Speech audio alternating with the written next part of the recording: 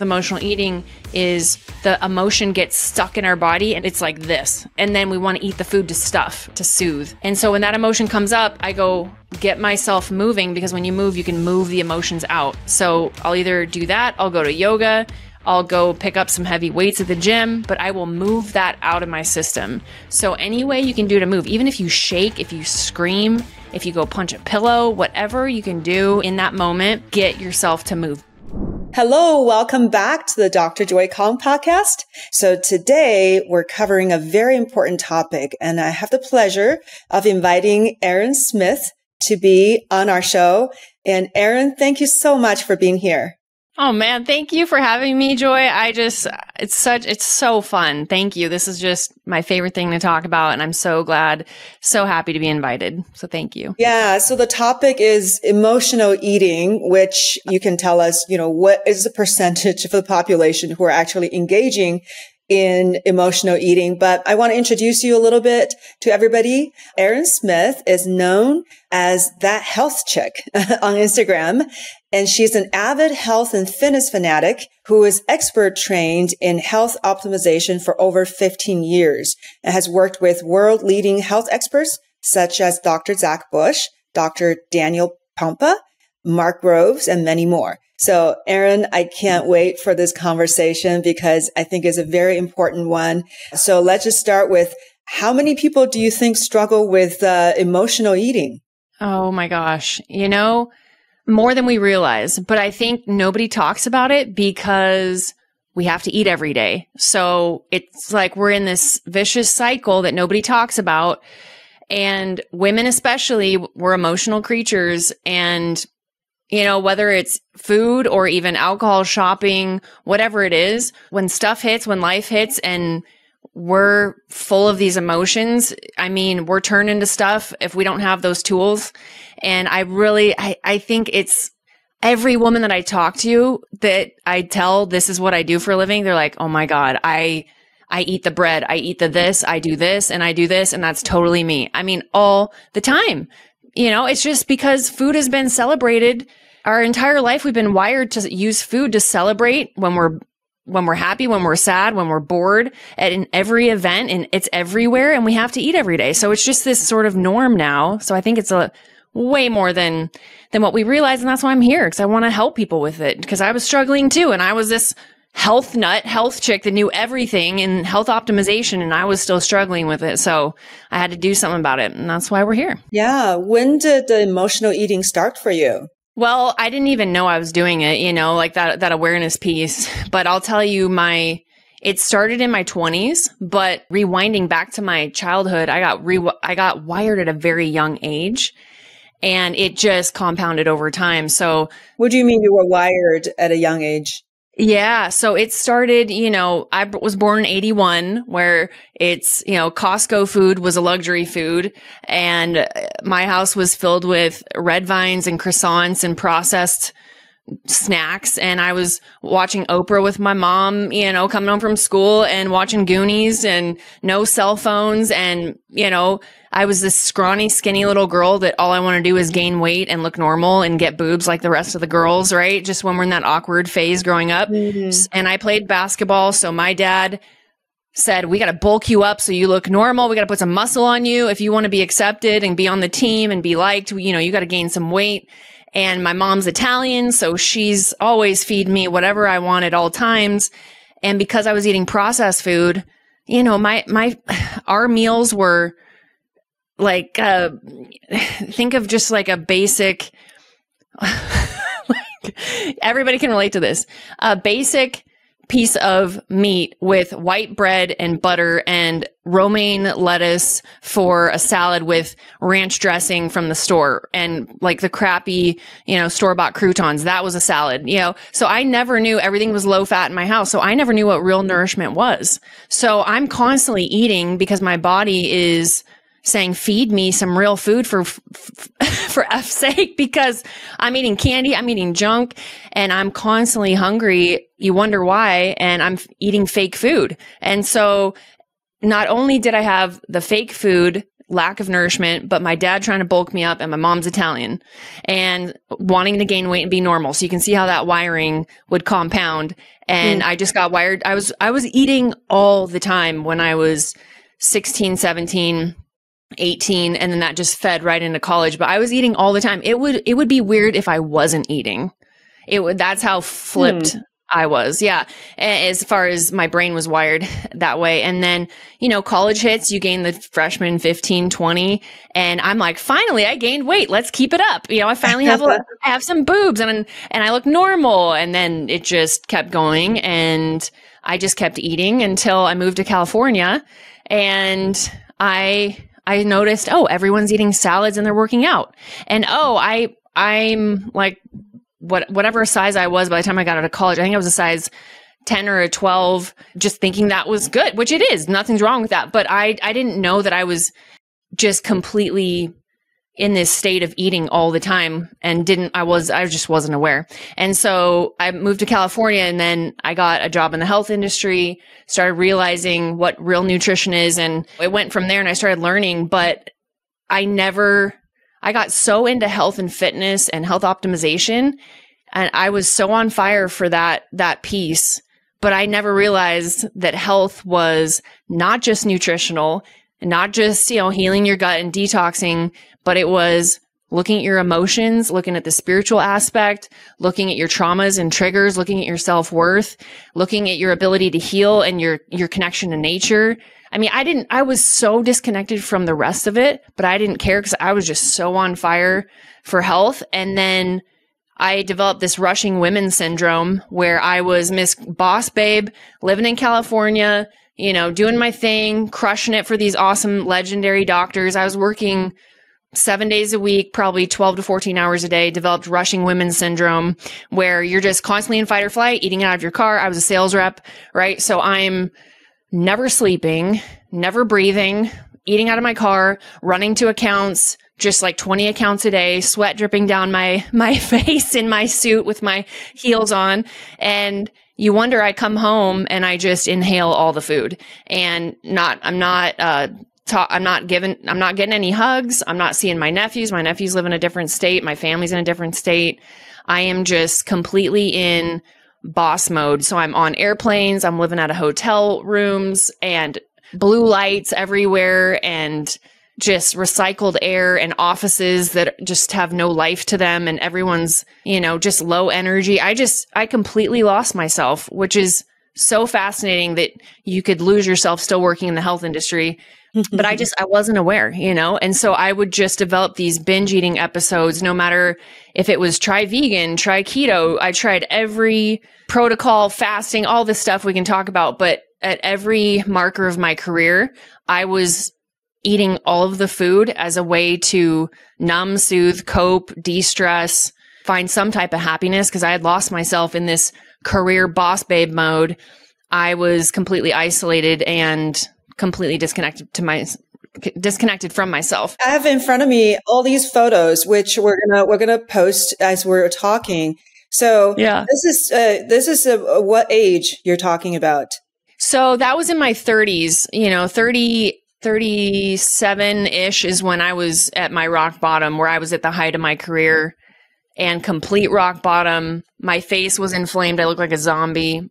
Completely inflamed, overweight. I was binging on keto, which we can talk about because that was the thing that you did and fat doesn't make you fat. And so I went all in on keto and that I was still eating seed oils from the keto processed snacks and just completely inflamed there. And also working for a narcissist that was abusive, had no boundaries. We can talk about that too, but that is 37 is when it was my rock bottom. And I finally said, I got to get out of this and figure out what is going on with me because I'm the queen of this health optimization and I am literally the most miserable I've ever been. I see. So in 2017, that's when you were 36. So when you were 34, in this first picture, you were very skinny. Was that, this is before the stressful job? Yeah, that was me going vegan and trying all the things. So I was vegan, working out, doing beach sprints in the morning and spin class at night. So all cardio, all vegan, lost my period for a year, I tend to go really extreme if you can tell by now on everything. And vegan, lost my period. That's when one of my holistic doctors in Laguna Beach said, girl, you need to eat a steak. You need some fat. And then right after that is when I discovered keto. So that's when I went all in on keto and started binging on keto. Because when I was so deficient on fat, and then sort of the dogma of fat doesn't make you fat. You can eat whatever you want. I just used that as a crutch to numb out and eat whenever I wanted and eat for every occasion to soothe what was going on with me. Yeah. So in 2017, that's when you were 36. I see a picture where you've got a belly. I mean, it looks like you were pregnant. So that was while you were doing keto diet, right? Yeah. So that was during my keto denial phase where I was eating some really incredible full fat probiotic yogurt. There's a place in Costa Mesa called the Fermentation Farm. It's these probiotic rich full fat cream yogurts. I was eating three a day. So that's like a vat of cream every day. Not joking. That's that's real. And you felt amazing because all the bacteria goes to your brain, this serotonin, dopamine, just all the good feelings. I gave some to Dr. Pompa. He was obsessed with it too, but he would have like a scoop and I would eat the entire jar times 3. And that caused so much SIBO because I don't digest dairy. So it caused so much SIBO, plus the stress of my job, plus I was eating the keto erythritol snacks. And the erythritol, those fake sugars, every time I would eat, my gut would just blow up. And I remember at the gym, I was at a conference or doing something at some hotel gym. And I just remember taking that photo going, what is going on with me? Cause I thought, I'm just bloated. It'll go down. I was so used to being bloated. And it was all the dairy that I was not digesting, plus the erythritol and probably the seed oils, the stress, and then leaky gut. And it was just an absolute, people thought I was pregnant. When they saw photos, they said, girl, no, you are lying. You are totally pregnant. And I'm like, no, I swear I'm not pregnant. This is legit. Yeah. Yeah. Don't lie to us. And then definitely later photos, you I think got heavy. All right. I can see in that photo in 2018. And were you still on keto? Yep. I was binging on keto for at least 3 years. Mm-hmm. And then a little bit later on that year, you just looked really unhappy. Oh yeah. That was my rock bottom. That was Erin's completely dead inside now and has completely lost herself. But what we crave was born from that. So it's all good. But yeah, that was my abusive work environment that I was allowing because of my own self-worth and boundary issues, which I learned a lot of lessons there. But yeah, that was all me. I was the one back then pointing the fingers at my toxic boss and she did this and she did this. And it was all, man, if I just would have turned that on myself and use the tools that I know now, I would have left a long time ago, but it served a beautiful purpose. But that was me not having any boundaries, no self-care. My self-worth was in the toilet for sure. Didn't even know I didn't have any. I was so disconnected from that side of health. How did you turn it around? Yeah, that photo definitely did it for me right there. Okay. I remember taking that photo going, you know what? I don't know what is going on with me, but I'm going to figure this out. And my first gut instinct was what I had left of my gut health. My gut instinct was you need to leave California and you need to just remove yourself from this environment, because I was in the heart of Orange County where it was just go, go, go, just chaos all the time. And when you're in sales and you're in survival mode all the time, it just fight or flight all the time. And I remember I finally somehow got quiet enough. And that's the key, is I somehow finally got quiet enough to listen to my gut and just go, you know what? You need to get back to the mountains and just find peace. Just try and get into peace. Mountains, lakes, just something. I remember just hearing that. And magically, my lease, I was living in Corona Del Mar at the time. My lease was actually ending in a month. And my little sister was having her baby. She did a home birth in Spokane, Washington. She said, I'm having my baby. I want you to be my push buddy. And that moment, my soul knew that was my ticket out. So I said, I couldn't have packed my bags faster. I didn't even look in the rearview mirror. I left California within that next month, packed up all my stuff, put it in storage, drove to Spokane, Washington, and found a place in Coeur d'Alene, Idaho. And was there for her home birth, and I decided to just stay for a year, and then COVID hit. And during COVID, I was cooking from home. I was sleeping. I got a new job. I basically just completely chilled out. And all of a sudden the weight starts going away. Did you change the way you eat? I just started cooking more paleo, just real food, right? I remember somebody telling me that, like, if you just eat real food, that'll solve almost all your problems. And I said, it's gotta be harder than that. But it was just, salmon with roasted Brussels sprouts with olive oil and some sweet potato, right? Because I used to eat at True Food Kitchen all the time and I love their food. So I just replicated that because there's no True Food Kitchen where I'm at. So I started cooking those types of meals and sleeping, integrating. I don't know if you know who Barton Scott is. His upgraded magnesium made me sleep so deep. I was waking up refreshed. My cortisol was down. I was cooking from home and not using any seed oils. So I was olive oil, avocado oil, ghee, butter, grass-fed butter, coconut oil. And that's all of a sudden the weight starts coming off and something in me clicked. And then from there, I started filming interviews. I started just diving into the emotional aspect because there were still some things that I was uncovering about emotional eating. So I just went deep into the emotional stuff as I was sleeping and resting and taking care of myself during COVID. And then I launched my summit shortly after that. It was 50 interviews of what is underneath emotional eating. So I just started learning. That's all I did. I said, if I can figure out what is going on with me as I'm healing in this peaceful place here, if I can figure out why is my brain doing this? What is going on? Why am I doing this? Because I know better. I'm still doing it. Why do I have the F it moment and eat all the things? And I just got a deep dive. I got a PhD in emotional eating, creating that summit. And once you learn everything that's underneath it, it's so much easier to get unstuck because you understand it versus just stuffing your emotions, right? So it just takes a minute to be quiet enough to listen and follow the steps, right? And here we are. Yeah. So for people who struggle with it, they probably, are eating when they are stressed, when they're sad, when they're lonely, or even when they're happy. It becomes something that's a crutch, right? To boost everything. What do you say to them? Because they obviously are overeating. One is overeating. One is over calorie. Or they are eating things that they shouldn't be eating, right? If you're just grabbing things that's in front of you because you want to quickly feel better, then you probably put in things that really are not conducive to your health. So what do you think will be the steps that they can take to help them get out of that rut?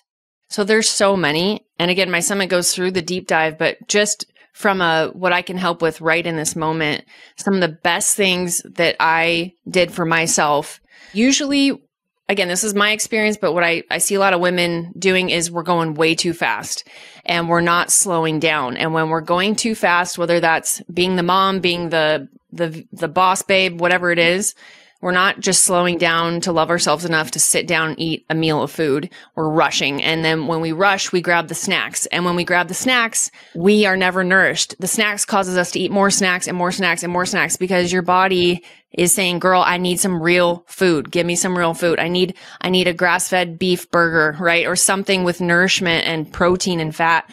And so we're going too fast.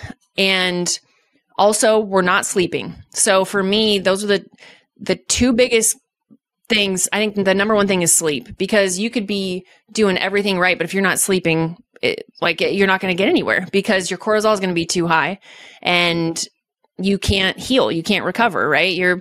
With anti-aging medicine, I mean, sleep is the number one thing to recover and to regenerate. And if you're not sleeping, you will be stuck in emotional eating because your ghrelin and leptin is all over the charts. You're going to be a bottomless pit. Because I know, because it happened to me. I was so sleep deprived. I would just eat all day, fat bombs, keto protein balls, just whatever I get my hands on at the office. To keep up your energy. Was that? To keep up my energy. Because I was traveling the East Coast, West Coast, that time change, working 14 hours a day. It just, and I was like, I deserve it. I work so hard. I'm just going to, eat whatever I want. So that was slowing down and sleeping. Also, I think, again, this seems so simple, but just eating real food. I know when somebody told me that, I said, you've got to be joking me.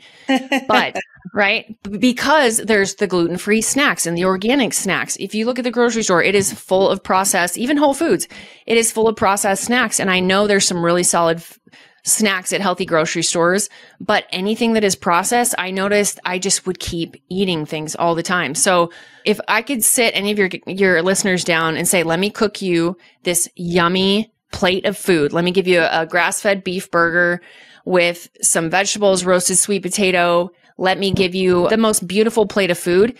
And then you tell me what your cravings are like after that. You tell me if you're nourished or if you're craving more. I guarantee you won't. You'll be so nourished.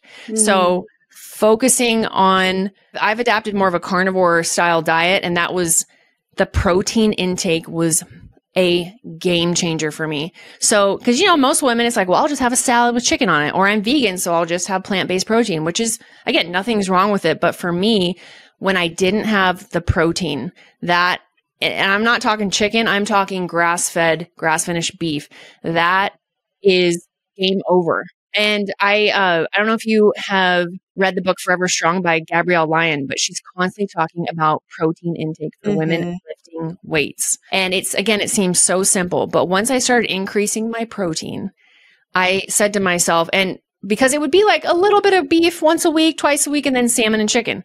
But when you go grass-fed beef 2 times a day, every day, right? Sometimes even 3, depending on, because I do CrossFit, right, a lot. So I need a little bit more, but I'm very active, cold plunging, all the things. But when you increase that, you have a grass-fed beef burger for breakfast, and you watch your entire day change. Maybe do a lettuce wrap with a fried egg on top and some little bit of avocado, and you have that for breakfast versus some yogurt and some granola. You will watch your cravings completely. They will get smashed, and it will change your life. And I said, if women knew this, how many women I could help with binge eating disorders if we just had more protein and fat for breakfast in the morning. It seems like this can't be it. So of course you need, there's other things you need, but that was absolutely, I have never felt more grounded, more peaceful, more nourished, more calm. I didn't have the anxiety and I'm hungry all the time. What can I eat? It was just, so good. It feels calming to just hear you suggest that, because that means people have to slow down and prepare a beautiful and nutritious meal. Just hearing that, I think it feels good. It's a good experiment. People should give it a try. Earlier in the day, have a really full, nutritious, maybe more meat-based meal, and see if that changes how they feel throughout the day. And I know that, it won't work for everybody, but on the majority, again, you read that book by Gabrielle Lyon, you will realize how protein deficient women are. And that's contributing to muscle, which is your longevity organ, right? Which keeps you young, and just there's so much connected to protein and weightlifting, just not weightlifting, but lifting heavy, right? Versus cardio that will completely change your life. I cannot stress that enough. And then if you start to just look into the carnivore diet, I do a more of a modified version. I'm not strict. Say this is the same with Ben Azadi, where, I'll have my grass-fed beef burger in the morning and at lunch, or, I do a few things in between my day. I'm not super hardcore strict, but for about 85-90% of the time, that's what I'm eating. But I'll integrate this beautiful, yummy coconut milk coffee shake that's just incredible, and berries and honey. And you feel like you're cheating life. Like I don't count calories. I lift weights 5 days a week. I work on all the health optimization things, and I eat more of that modified carnivore. I cycle in carbs around my period just for hormones and things like that. And I feel like I'm cheating life. And that's my biggest, I want to give that to every single female out there, because I know what it feels like to feel stuck and have, this extra weight and this inflammation. And then you just say, F it, and you just keep eating all the things. I know how it feels to be stuck, and every woman deserves that vibrant, beautiful glow and the body they want, the health they want. And to me, that's where it all changed. Mm-hmm. Yeah. Wonderful advice. So you said you've been doing keto. I mean, it sounds like it's been quite a while, but you're not strict about it. So can you talk about what are your concerns about just keto diet in general, and what are the blind spots for people when they do it? keto's been very popular for a long time. And man, when I first tried it, it was like all the lights came on, the heavens, the clouds parted in the heavens and the sun was shining down on me. It was just like the angels were singing because I was so fat deficient. I didn't have any fat in my body. I was vegan.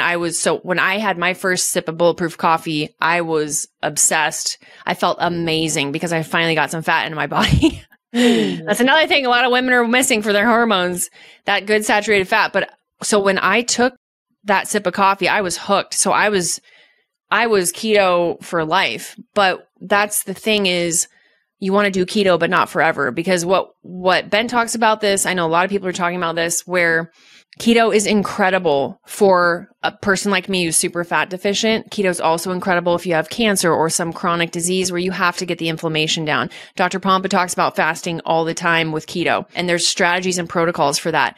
But what I'm noticing for me, because I went all in on the fat and my protein was too low, I ended up binge eating on all the keto things because my body was really craving the protein because I had had enough fat. I got all the fat in my system, got the gas tank filled up with fat, but the protein was so low.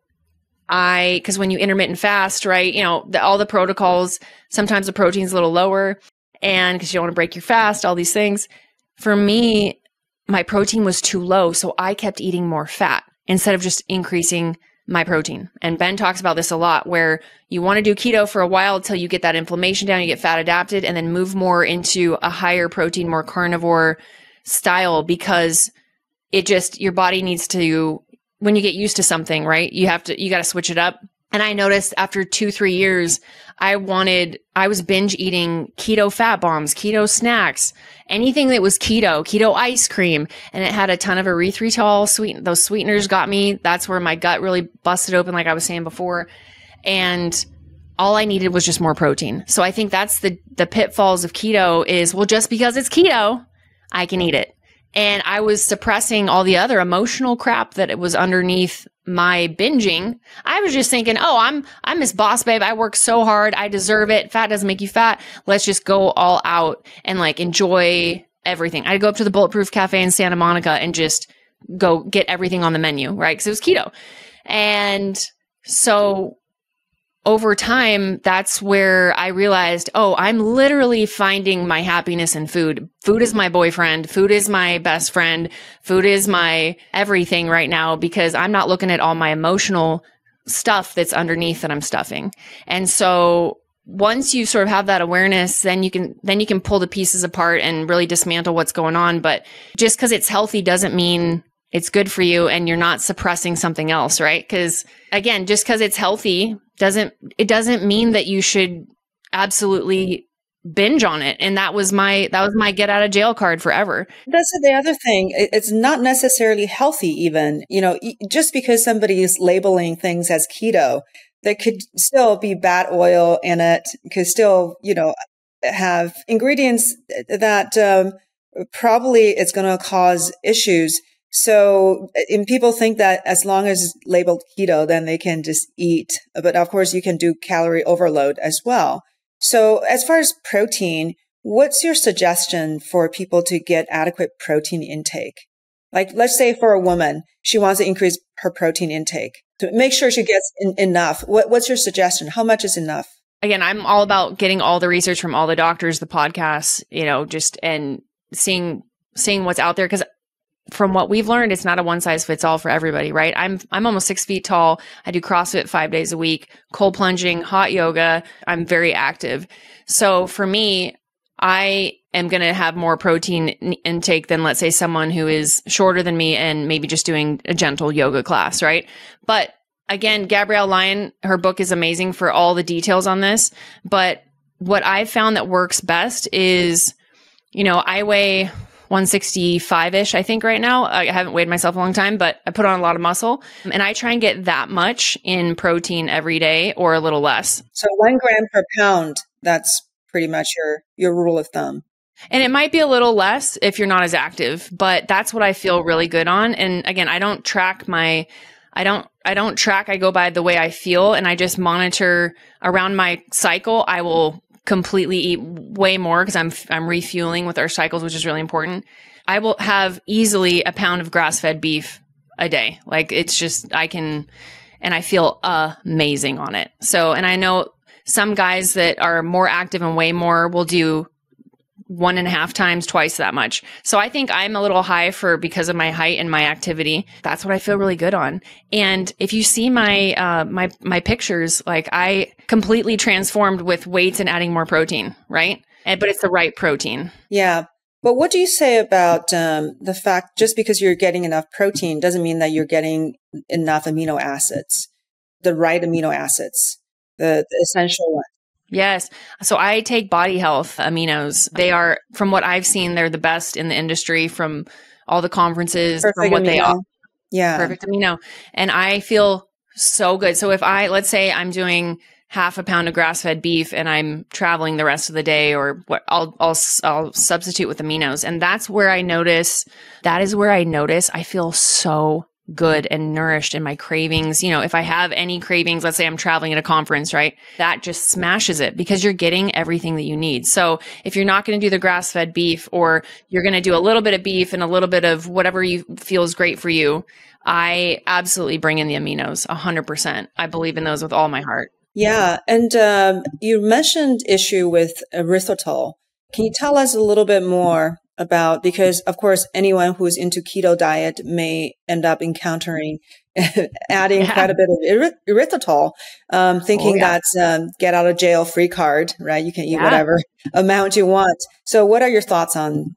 That's exactly where I was. I said, oh, this is a healthy sweetener. You know, in the grocery stores, it's labeled, you know, amazing sugar alternative and low blood, or, you know, keto friendly. And so I was baking with it, cooking with it, you know, or just eating it all the time, because I thought, well, it's, you know, it's not sugar, and we got to keep our, you know, blood sugar stable and our sugar low on keto. So it's okay. And then more and more and more doctors are coming out saying it destroys your gut bacteria. Do not ingest this. It is a marketing scam. And unfortunately, I mean, I'm not a victim, but I mean, my stomach fell victim to like absolutely proved what it can do. And so the Splendas, obviously, hopefully everyone knows that Splenda is terrible for you. Do not touch that. That's, you know, a 90s version of, you know, all the sucralose, all that fake sweetener stuff. Don't touch that. Stevia came out, you know, and I went all in on stevia too. And now, you know, it's very highly processed, and I know that contributes to some gut issues too. And when the erythritols and the xylitols came out, I went all in on that. So again, it's just anything that's highly processed is just, your body's not going to jam with it. Simple, you know, it's just going to cause issues. And for me, the gut issues were unreal. And when I finally got off the train of the snacks with the seed oils, the snacks with the erythritols, the xylitols, even if it's organic and gluten-free. When I stopped eating all of that, just focused on replacing that with a grass-fed beef patty or a hard-boiled egg or protein, and the inflammation went down, I said, oh my God, I've struck gold. Is it this easy? But not only does it mess up your gut bacteria, but I feel like it blocks you from weight loss. Like it just completely disrupts your entire system, because your body cannot process. It's like you're dumping all this chemical sweetener, and it's still a chemical, it's still processed. You can't, it just blocked so much. And when I got off of that and the seed oils, game changer, then I just used honey. You know, I went on the carnivore side of things. You can absolutely use honey, and honey is just so medicinal and incredible. That's my go-to, you know, for everything. Yeah. What about monk fruit and stevia? Yeah. So monk fruit, thank you for saying that, because I just completely forgot. Monk fruit, I feel like there's been a lot of practitioners that have told me, where's the monk fruit? Monk fruit is so safe. Let's bring this in and kick stevia out, you know? So I've seen it in a lot of products that a lot of people are kicking out the stevia and adding in the monk fruit. I don't have enough, you know, research on it, but I know that if you're going to do a sweetener, monk fruit is the top, like best, and then honey. So even though monk fruit is, again, I don't know how processed it is, but I know going more monk fruit and honey, and that's more way better option. So how do you feel about it? I love monk fruit. I think a little bit of stevia is fine too. I don't mind either of them. Yeah. I know there's some, monk fruit actually are a combination product with erythritol. There are a lot of them out there. So I make sure that I only get the monk fruit extract. I didn't want to, add something. There's still, at the time when I looked into it, there weren't enough of evidence, of the problems with erythritol. But I just, I wanted to, steer more toward the natural path. Yep, Yeah, absolutely. I know. Yeah. It's in everything too. The seed oils and the fake sugars are in everything. And that's why you get such an amazing result if you can just get those out of your system, but replace it with healthy, nourishing foods. So you're not missing any of the sweet tooth stuff. You just got to replace it and find an amazing alternative, which in my health optimization guide, that full fat coffee shake that I was telling you about, that's in there. That's what I swapped it out with. And it was so easy to just get off of the snacky, sugary stuff, because that makes your cravings go way crazy, by the way. All the erythritols makes your cravings way worse. And once I got off that and just added in that beautiful, yummy, full fat espresso coffee shake with the bone broth protein that I was talking on Ben's podcast as well, that's when it was so easy to get rid of the seed oils and the snacky stuff, because you're so nourished, you just don't crave anything. Mm-hmm. Yeah. And you also mentioned, I know you have been into carnivore diet as well, right? But then you also talked about keto. So are you switching back and forth, for people who don't know the difference? Maybe you can explain a little bit. Yeah. So I'm definitely more carnivore, for sure. I've been since about last year. And right before then, I was more in the paleo space, because I'd gone so far into keto and just had, was all the things with keto. You saw my photos. And so really the difference is keto is a much higher fat diet that, again, it's real food. It's supposed to be real food, but higher in fat. And carnivore is more higher in protein, and you're getting your fats from the food. So for me, here's an example. I would do a keto fat bomb, right? And it's coconut oil, cacao powder, plant-based protein. And I would make these little fat bombs, and I would probably eat a bucket of them in a day, because I just wasn't getting enough protein. So with keto, it's more about higher fat, adding more fat, the butter, the coconut oil. If you do it right, you're supposed to do whole food keto, where it's just, you're getting the fat from the salmon, you're getting the fat from the olives, you're getting the fat from the beef. And then adding in some more, if you're intermittent fasting with coffee, things like that. But most people just eat so much, way too much fat than they need to. Whereas carnivore, you're increasing your protein and you're getting all your fat from the food inside the protein, because that's the best source. So for me, dumping stuff with coconut oil, dumping stuff with, just focusing on getting the fat from the food is game changer. So I think that's the biggest mistake people are making, is it's not whole food, and they're eating way too much fat, and they need to just eat real food. And then carnivore, you get to increase that protein and you can feel the difference. So some people love keto and they feel amazing where they're at. But for me, I noticed when I just increased the protein, that's what I stopped craving food. Yeah. Mm-hmm. Yeah. Of course you can be carnivore and keto. Right? Yes. So, but you just have a higher ratio of the protein and without the plants. So you are a fan of, reducing the plant food intake? Gosh, oh man, it took me forever to wrap my head around that, because I love roasted Brussels sprouts and I love sweet potato and I love all my veggies. I mean, I used to eat a bowl of kale, back in my vegan days, like this big, right? And of course I bloated like crazy. But I remember going, wait a second, vegetables have oxalates, and I started learning about oxalates, and then I started learning about, just all the things in these plants. And I remember following Paul Saladino going, you've got to be, no way, plants? What? Plants are our friend. They make you like, they're plants, and they're, they have fiber and all the nutrients.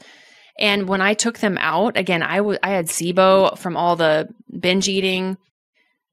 And when I took them out, I felt so much better. So I'm a fan of it. If you're trying to fix your gut, if you're trying to optimize your health, just take a break from them and see how you do. And when you eat more grass-fed beef, the nutrients are coming from the cow that's eating the plants, and it's coming from the soil. So you still get the nutrition from the soil that the plants would get. But I noticed that I felt way better with less vegetables. So I just took them out for a while.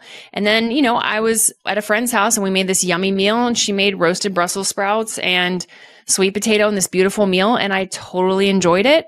And I didn't feel bad. I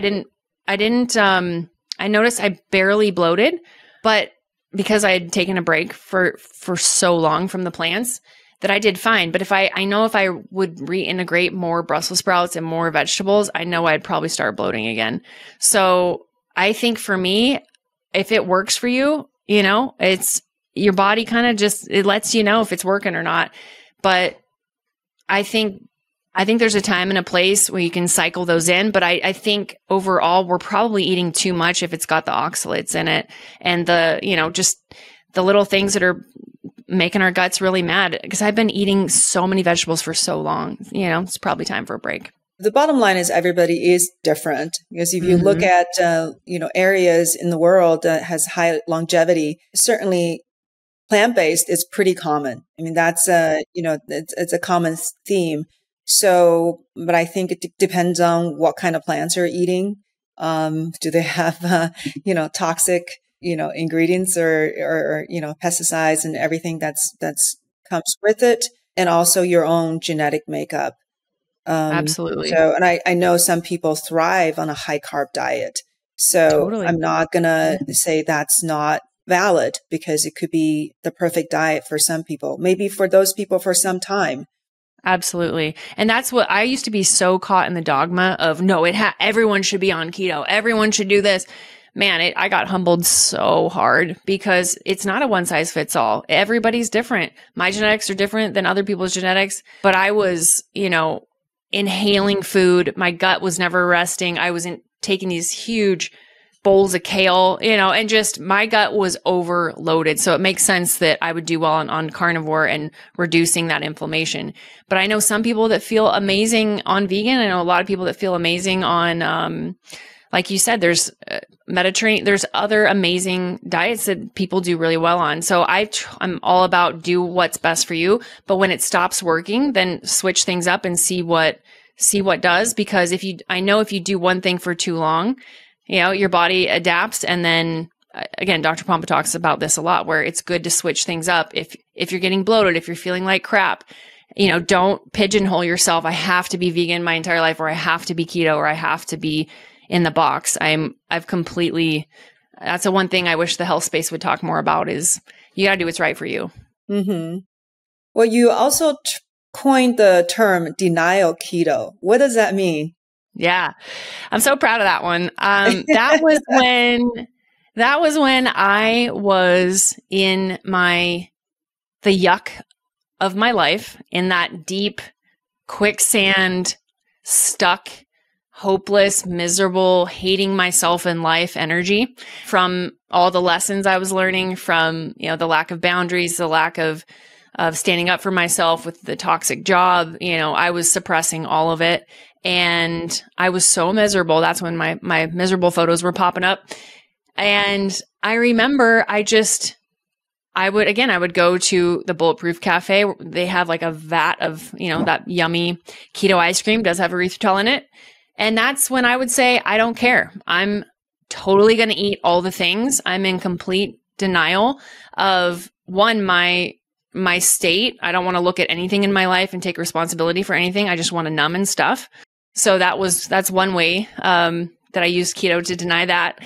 But also, I was in denial, what I was just talking about with the dogma. I was in denial that I could do keto wrong and do it too much, and that fat could make me fat, because I had been brainwashed to think, well, you can eat as much fat as you want. Fat doesn't make you fat. So I was in denial of that. I didn't want to hear it.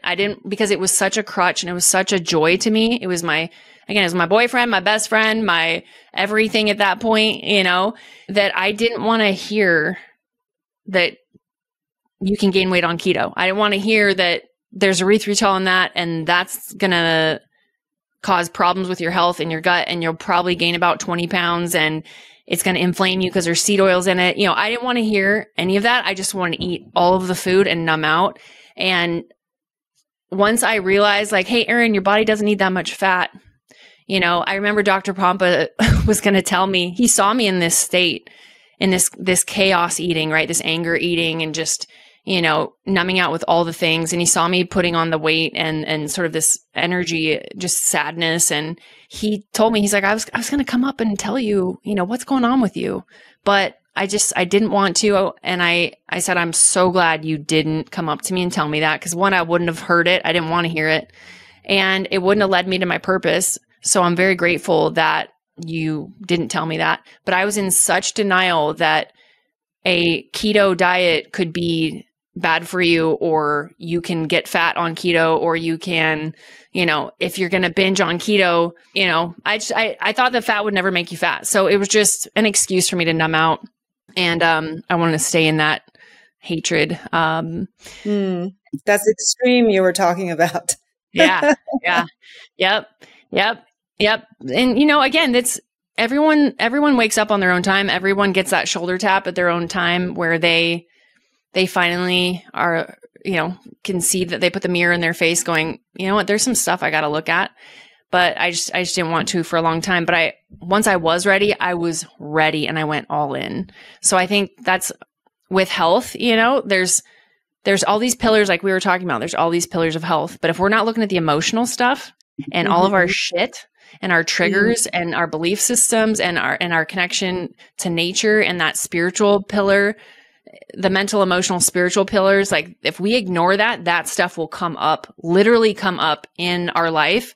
And for me, it was just with eating. And some people, it comes up with shopping, with, porn, alcohol, doesn't matter, but it will come up, and it comes up for a reason. It's a good thing. When it comes up, it's trying to get you to pay attention to it, right? It's the shoulder tap. Like, girl, we got to look at something. I'm trying to up level your life, but you're stuck. Let's look at this so we can alchemize it and move forward and heal, and that's part of healing is if you're not looking at that pillar, I feel like optimal health you just don't get there, until you look at all that stuff. It's part of the equation, just like looking at gut health, toxins, looking at any type of health protocol. That's the most important. And it's the one that gets missed the most. Yeah. And one thing I love what you've shed light on is really what's behind emotional eating and the cravings. So what you are telling, people is that this is not food that you're craving. It's actually other things that you're craving. Can you expand on that?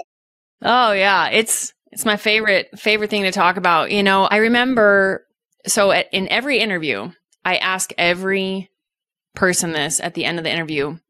At the end of the day, when we're reaching for the food, when we're craving what we're craving, what is it that we're really craving? And everyone has the most beautiful, amazing answers. And I remember interviewing Zach Bush, and this one hit home for me. He said, you're craving you. You are craving you. And that is, again, my summit goes into every, pillar, every nook and cranny, every detail of what it could be related to. But there, you have been disconnected from yourself at an emotional, spiritual level.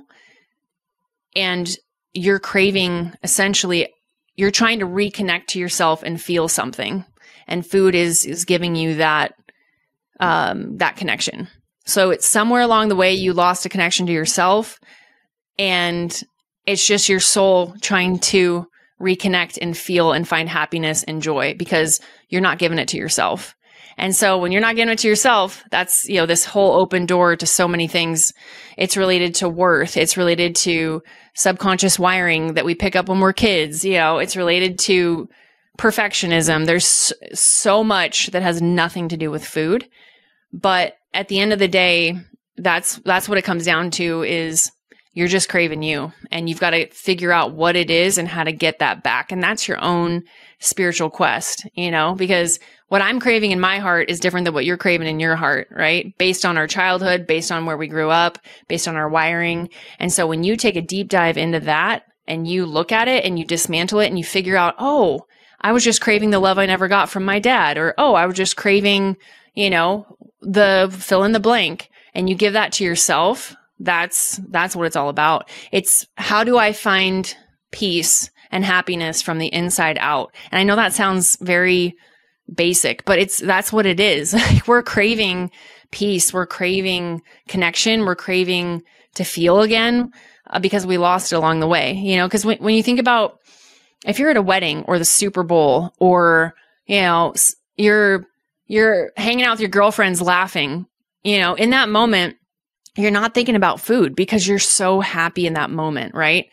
That's what it is right there, is finding what that is and giving it to yourself. So it has nothing to do with food, right? It's got to be something else from the inside out. So for me, it was the relationship with my dad I had to heal. It was my relationship from a spiritual standpoint with God, because I grew up in a religious household. So I pushed that away so hard for years. And so I had no spiritual connection.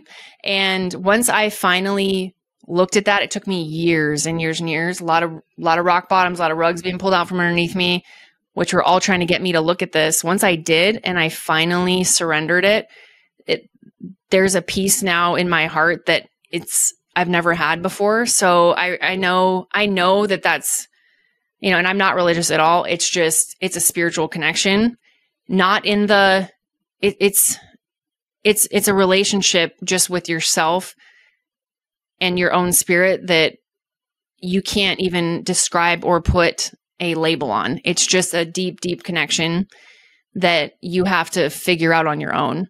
And when you find it, I think that's when the cravings go away, the need to reach for the food go away, because you're finally connected, right? So it seems like the easiest thing. It's just, how do we get there? Yeah, which lead me to a very practical question. If a person is a little stressed, running around and really feel like grabbing something to, feel a little better, to give them a little boost, but probably is not the right thing to eat or the right time, is really just a kind of an emotional reaction. What's the tip that you give them? How do they handle that moment? Yeah, it's so good because, when I was in that space, no one could have told me, hey, try this tool instead. I was like, you know what? I need to just eat my feelings right now. So I get it. There's going to be times where it's like, I'm going to have the healthy alternative gluten-free cookie or the smoothie at Cafe Gratitude or whatever it is. Sometimes you just have to have the thing and then get your butt into yoga class or get your butt into the park and go walk or call your girlfriend or journal, right? Like sometimes it's just going to happen.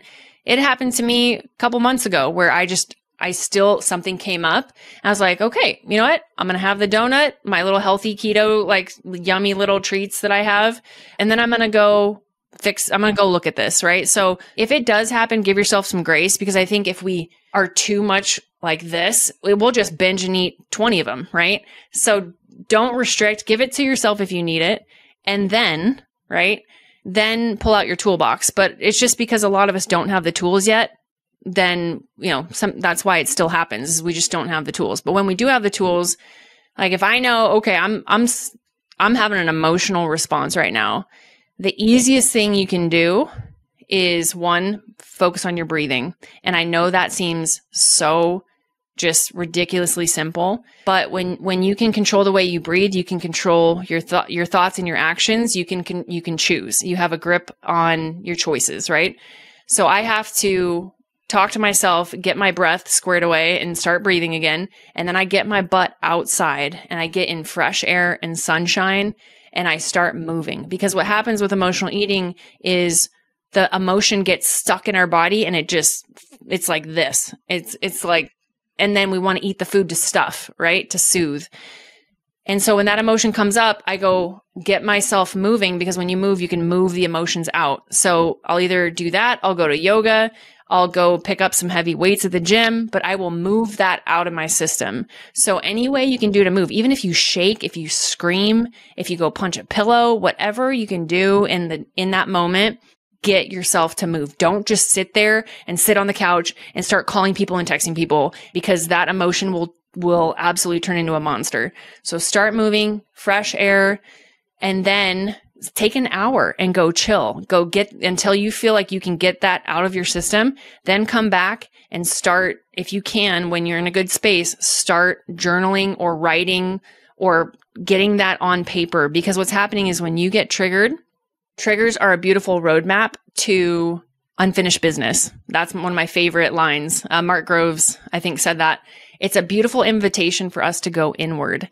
And so when I would get triggered, it was because my narcissistic boss forced me to stay up till 4 a.m. working on a last minute project out of the blue. Like, it's 1 p.m. I need you to stay up till 4 a.m. and do this project. And I would say, okay, no problem. I don't have any kids or a husband. I'll do it because I want my gold star, my stamp of approval. Had no boundaries. And I would get so mad when she would call me. I would have a visceral reaction. My neck would get all red and I would just freak out and I would shake the rest of the day. And so that's, for me, when that happens, when it does, that's the trigger coming up saying, hey, girl, you got to look at your boundaries. You got to look at your worthiness. You got to look at being a doormat and letting people walk all over you. Why aren't you saying no? Why aren't you saying, you know what? I'm unavailable. I have a commitment. I'm not going to be able to do this. It's going to have to be late. I'll get to it on Monday. What is it in me? There was codependency. There's people pleasing. Man, people pleasers. We are very much emotional eaters because we're pleasing and we won't honor ourselves, right? And have boundaries. So it's always about just looking at the trigger and what is coming up. And it's always an invitation for a mirror for us to look at ourselves. So it's never about the person that triggered you. It's always about us and where we, what's going on with our wiring. What did we learn as kids? This belief systems, what's going on why does Errin have fear to stand up for herself and have a boundary? So once you dismantle it, you can look at it and you can change it and you can rewire it. There's tons of amazing coaches and specialists that are all about rewiring the brain. But until you can get there, just start journaling what's going on with me. Why do I do this? Okay, my boss triggered me. Why did she trigger me? Because it's never about the thing. It's everything underneath it. So if you can just map out the behaviors, where did you learn it? And how can you look at it in just this beautiful way, give yourself compassion and try to, as best you can, love on that inner child that's in there, because all it is an inner child that is not feeling love. So if you can find a way to give that little girl inside of you love, and whether that's wrapping your own arms around yourself and saying, it's okay, I got you, you're safe, whether that's calling a friend, whether that's, going to a sound bowl healing or yoga or getting a massage, but just nurturing and loving that little girl inside of you that is not feeling loved. That's, I think, the quickest way to hack those triggers. Wow. These are wonderful advice and very practical. I love, what you are really, I think you're hitting it, right on the head that when people are triggered, you want to dissipate that energy, right? That stuck energy. And then, first you want to dissipate. And then once you're in a little better place, and then you can analyze and figure out what's triggering it. But you don't want to be stuck in that place. So breathing, sunlight and outdoors, and then some kind of movements. I think it just is such great advice. Yes. Do you have a favorite breathing exercise that you want to share? Oh man, my go-to is actually Josh Trent. I interviewed him and he's got an app called Breathe. And I turn that thing on and it's guided breath work, because when you're in that state, sometimes I can take deep breaths, but at that point in my life, I didn't know how to control my breathing and just do deep belly breaths, put my hand over my heart. I was so in it that I needed help. So if you go look up Josh Trent and the Breathe app, it is a beautiful, gentle, super simple app that gives tons of guided breath work. That's my go-to, because a lot of times when we're breathing, we think we're most of us emotional eaters, we're shallow breathing. We're like, and that's not, you want to do deep belly breaths where your belly goes out. And, a lot of us are breathing wrong. We've been breathing wrong our whole life. So that guided app is amazing. I would definitely do that. Or if you can do a cold plunge, that's a great one too, because it forces you to slow your breath down. That forces you to do a lot of things. Wow. Yeah. Okay. Yeah. All right. Well, that's a little advanced. Handle it. Yeah. Or take a cold shower or take a hot shower, because it'll start to calm you. Like if you can't get there yourself, jump in the shower, just get in your heat, go to a sauna, that hot yoga. That's why I like hot yoga, because it just moves stuff gently and you can start to breathe again. Yeah. Yeah, it's amazing. I do hot yoga, and it's amazing how it can release emotions. So like after a session in that heat, all of a sudden you're in a space where things that were stuck in you before can just break through. My first yoga class, I bawled my eyes out and I said, what just happened to me? I was in Shavasana and just tears, right? And it was just because I finally had a chance to get those emotions, those stuck emotions out of my organs. And I always thought yoga was just green juice and stretching, you know, until you actually do a good yoga class, it will change your life forever, because that emotional cleanse you get was everything. If you can't get into a coach to, you know, go into the journaling and the rewiring of the brain, just get into yoga, because at least you can, when you're twisting, you're wringing out your organs and all those emotions are coming out. So that's how you can help process that out. If you don't have any other tools in your tool belt at that time. Game changer. Yeah. Wow. What a great conversation. Okay. Let's end with one question. If you have one advice that you can give to the listeners on how they can live a better life, what is your advice? Oh man, there's so many. And, the first thing that comes to mind, I know this is going to sound, this is what really changed it for me, on top of what I've already said with increasing your protein, sleeping, lifting weights, those physical things. For me, I was so disconnected from myself as a human, right? We are walking miracles. We are literal walking miracles. If you actually tap in, and Zach Bush is really good at this, telling you, your DNA wraps around planet Earth 2 million times. I mean, he will go into the details and the intricacies of who you are as a human. You are an absolute miracle, what it takes to run this magnificent machine. I'm getting chills right now. And when Zach said that curiosity is the most powerful force on the planet, I didn't understand that for a long time. And he would always say, go stare at your hand for an hour. Go stare at a leaf for an hour. And then he's like, that's the gateway into understanding what I'm talking about. It took me forever. And then it finally clicked.